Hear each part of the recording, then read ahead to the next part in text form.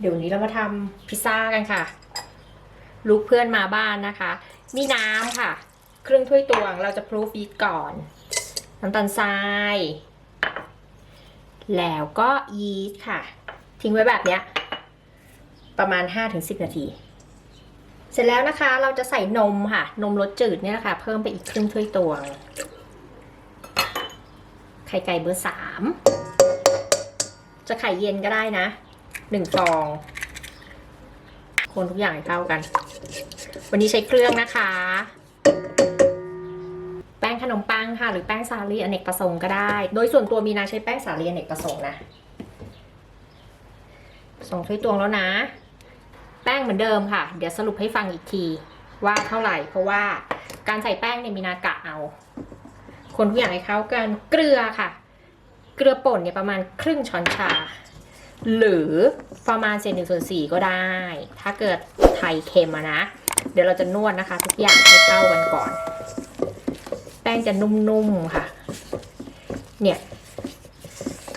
ถ้าใครใช้แป้งขนมปังก็ใช้ได้เช่นเดียวกันนะคะแต่ว่าแป้งขนมปังเนี่ยเขาจะดูดน้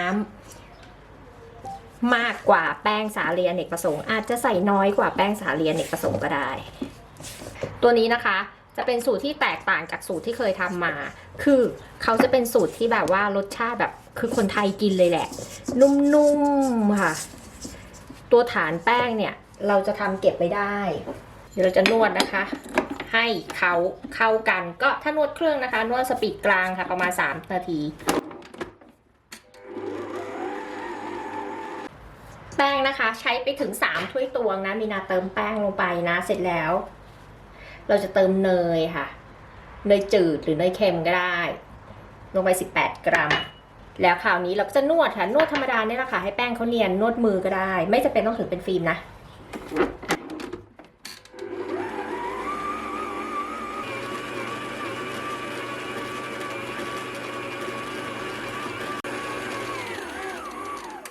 โรยแป้งนิดนึงแป้งพิซซ่านะคะจริงๆแล้วแค่แป้งพอเข้ากันแต่ว่าถ้าใครอยากนวดจนถึงเป็นฟิล์มก็แล้วแต่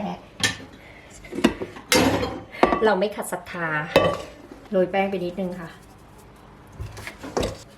ที่ปาดแป้งนะคะไปซื้อกันมานะมีนาเคยบอกหลายรอบแล้วนะถ้าใครไม่รู้ว่าจะซื้อที่ไหนนะคะเดี๋ยวแปะพิกัดไว้ให้นะไปหาซื้อกันนะกดเข้าไปที่ลิงก์แล้วก็สั่งซื้อได้เลยค่ะมันต้องมีอ่ะเสร็จเรียบร้อยเห็นไหมคะว่าแป้งจะได้เนื้อแบบนี้พักแป้งค่ะ45 นาที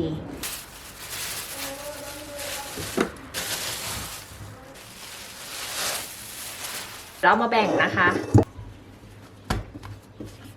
เราจะตัดแป้งเป็น2 ก้อนก็ได้นะคะหรือว่าจะตัดแป้งเป็น3 ก้อนก็ได้วันนี้เดี๋ยวขอตัดเป็น3 ก้อนนะ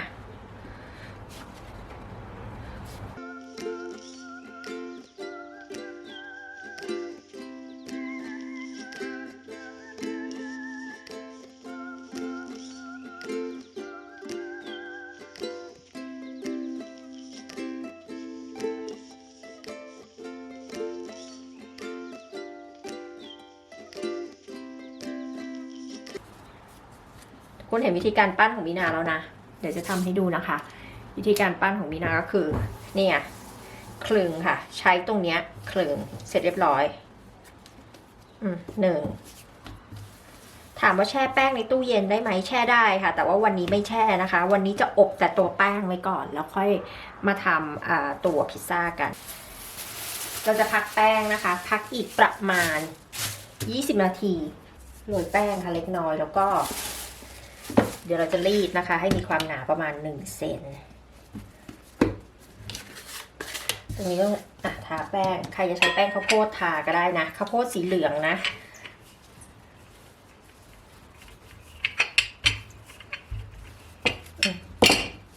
วันนี้จะทำกลมแค่นี้นะคะเสร็จแล้วก็เอานิ้วเนี่ยแหละค่ะเห็นไหมกดอย่างนี้กดให้เขาเป็นขอบขึ้นมา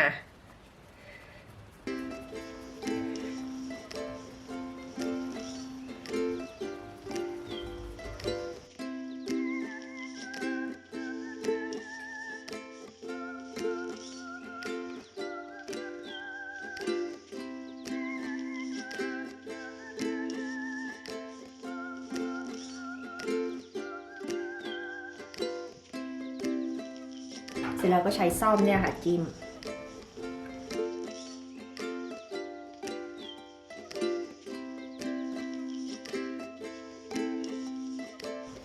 ยะห่างเท่าไหร่ก็ได้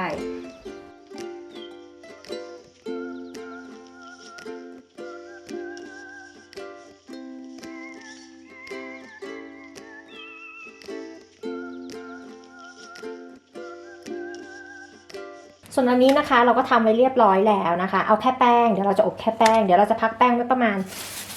30-40 นาทีเสร็จแล้วเราจะเอาไปอบด้วยไฟ170องศานะคะประมาณ7-8 นาทีเท่านั้นเองเอาแค่แป้งสุกนะคะเราพักเรียบร้อยแล้วมีนาก็กดย้ำอีก1ทีแล้วเราก็จะไปอบค่ะที่ไฟ170องศาประมาณแป๊บเดียวอ่ะเอาแค่แบบให้เขาขาวๆอะค่ะแต่ว่าแป้งสุก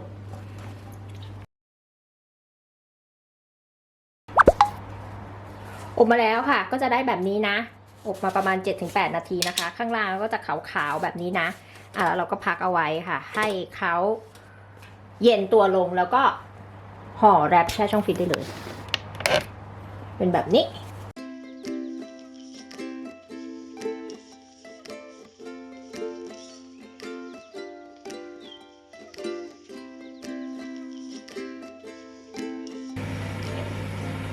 ตัวนี้นะคะเสร็จแล้วเราก็เผาแต่ไฟบนอย่างเดียวเห็นไหมคะพอเราใส่หน้าเสร็จเรียบร้อยแล้วก็เท่านี้ค่ะหน้าเขาเป็นสีเหลืองเป็นที่เราพอใจก็เสร็จเรียบร้อยค่ะเสร็จแล้วค่ะออกมาเรียบร้อยแป้งเขาจะนุ่มนะคะแล้วก็ถึงเย็นแล้วก็ยังนุ่มอยู่ไม่ต้องกลัวว่าแข็งนุ่มแน่นอนค่ะ